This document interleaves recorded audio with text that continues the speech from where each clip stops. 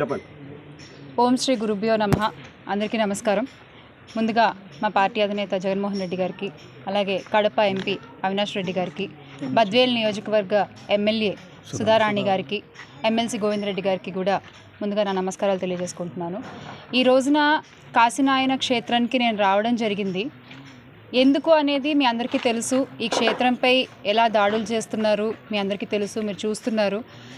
నేను చూస్తూ ఊరుకోలేకపోయాను అంతే. అంటే అన్ని దానాల్లోకి అన్నదానం మహా అద్భుతం, మహా గొప్ప దానం అని మనం అందరం చెప్పుకుంటూ ఉంటాం.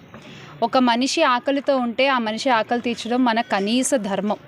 ఆ ధర్మాన్ని గుర్తెరిగి ఆ ధర్మాన్ని ప్రజల్లోకి ప్రజలింపేలా చేసి అన్నదానం యొక్క గొప్పతనాన్ని ప్రతి ఒక్కరికి తెలిసేలా చేసినటువంటి కాశీనాయన క్షేత్రం పైన ఈ రోజున ఇలా దాడులు చేయడం మాత్రం తగినది కాదు అనేది మా అభిప్రాయం.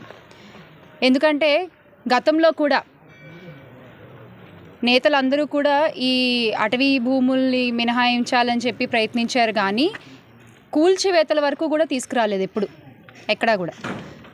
ఎంపీ అవినాష్ రెడ్డి గారు కూడా ఆయన కూడా 13 హెక్టార్ల అటవీ శాఖ భూమి నుంచి దీన్ని మినహాయించాలి అని చెప్పి ప్రత్యేక లేఖ అప్పటి అటవీ పర్యావరణ శాఖ మంత్రి భూపేంద్ర యాదవ్ గారికి రాయడం జరిగింది.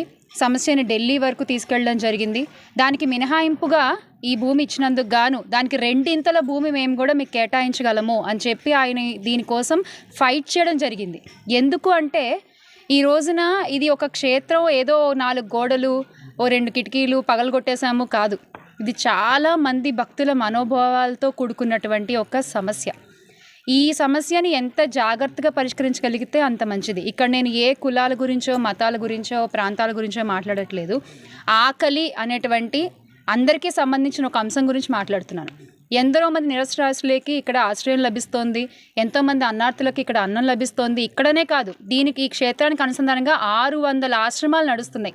ఆ 600 ఆశ్రమాలపై ఈరోజు మీరు ఇలా దాడులు చేపడితే అక్కడ ఉన్న వాళ్ళందరూ ఏమవ్వాలి? ఆ అన్నం తినే వాళ్ళందరి పొట్టలు ఎవరు నింపుతారు? ₹1 ఆశించకుండా, ₹1 తీసుకోకుండా అన్నీ ఉచితంగా ఇక్కడ ఇస్తున్నారు, ఉచితంగా. అందుకే ఇక్కడి నుంచి మనకి గవర్నమెంట్కి కూడా ఆదాయం ఏమీ రాదు. మేబీ అదొక కారణంగా దీన్ని ఏమన్నా పడగొట్టేయాలని చూస్తున్నారా? హిందూ ధర్మాన్ని పరిరక్షిస్తాను, నేను హిందూ ధర్మ పరిరక్షకుడిని అని చెప్పుకునేటువంటి పీఠాధిపతి, మన పీఠాధిపతి ఉన్నారు కదా, ఇప్పటి ఉప ముఖ్యమంత్రి గారు, ఆయన ఎందుకు దీని గురించి మాట్లాడట్లేదు? ఇంతమంది మాట్లాడుకుంటున్న విషయం గురించి ఆయన ఎందుకు స్పందించట్లేదు? ఆయన ఆవిర్భావ దినోత్సవ వేడుకల్లో బిజీగా ఉన్నారేమో. మేబీ అది అయిన తర్వాత అయినా వచ్చి దీనికి ఏమన్నా ఒక పరిష్కారం చూపిస్తారేమో అని ఆశిస్తున్నాం.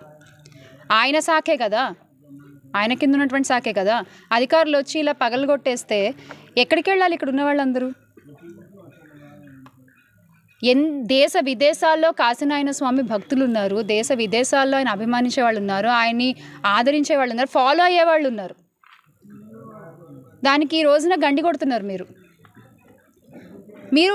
ఓకే, ఒకవేళ మీకు అది రూల్స్ ప్రకారం కుదరకపోతే కనుక దానికి ఎలా పరిష్కరించుకోవాలో అది పరిష్కరించండి. అంతేగాని మీరు వచ్చేసి కూల్చేస్తే నిరాశ్రయులు అయిపోతున్నారు కదా ఇక్కడ ఉన్న వాళ్ళందరూ కూడా. అదొక్కటే మేము చెప్పదలుచుకున్నది.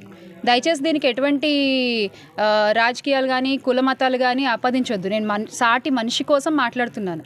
ఆకలి అనేది అందరికీ ఉంటుంది కాబట్టి దాని గురించి మాట్లాడుతున్నాను నేను, అంతే. ఇక్కడ ఇంతర బాబాల్లాగా కాశీనాయన స్వామి ఎప్పుడూ కూడా మ్యాజిక్లు చేయలేదు, జిమ్మిక్కులు చేయలేదు, నాకు ఇంతంత విరాళాలు ఇవ్వండి అని చెప్పలేదు, లావిష్ లైఫ్ ఏది లీడ్ చేయలేదు. సామాన్యుడిగా ఆయన బతికాడు. బతికినంతకాలం ఆయన చేతనైనంతలో అన్నదానం అందరికీ చేయించారు. ఎవరు వెళ్ళినా కూడా మన గతంలో చరిత్రలు చూసుకుంటే కోట్ల విజయభాస్కర్ రెడ్డి గారి దగ్గర నుంచి కూడా కాశీనాయన స్వామి గారికి భక్తులు ఉన్నారు. వాళ్ళు వెళ్ళి కలిసినప్పుడు కూడా మీరు నాకు దండాలు పెట్టద్దు, మీరు చేతనైతే 10 మందికి అన్నం పెట్టండి అని చెప్పినటువంటి గొప్ప వ్యక్తి కాశీనాయన స్వామి. మరి ఈ రోజున ఆయన ఆశయానికి గండి పడుతోంది. ఈ రోజున పెద్దలు మాట్లాడాలి, దీని గురించి సంబంధిత అధికారులు ప్రస్తావించాలి, ఒక ధైర్యాన్ని ఇవ్వాలి ఇక్కడ ఉండే వాళ్ళకి. నేను ఈరోజే మీరంతా ఆపేయండి అని అడగట్లేదు. ఒక ధైర్యం, మేము చూసుకుంటామమ్మా అని ఒక ధైర్యం మీరు చెప్పగలిగితే ఇక్కడ ఉండేటువంటి సామాన్యులకు అది చాలా ఉపయోగపడుతుంది. ఎందుకంటే చరిత్రలో వినోబా భావే గారు ప్రవేశపెట్టిన భూదాన ఉద్యమం కంటే కాశీనాయన స్వామి ప్రవేశపెట్టిన అన్నదాన ఉద్యమం ఈక్వల్గా గొప్పది.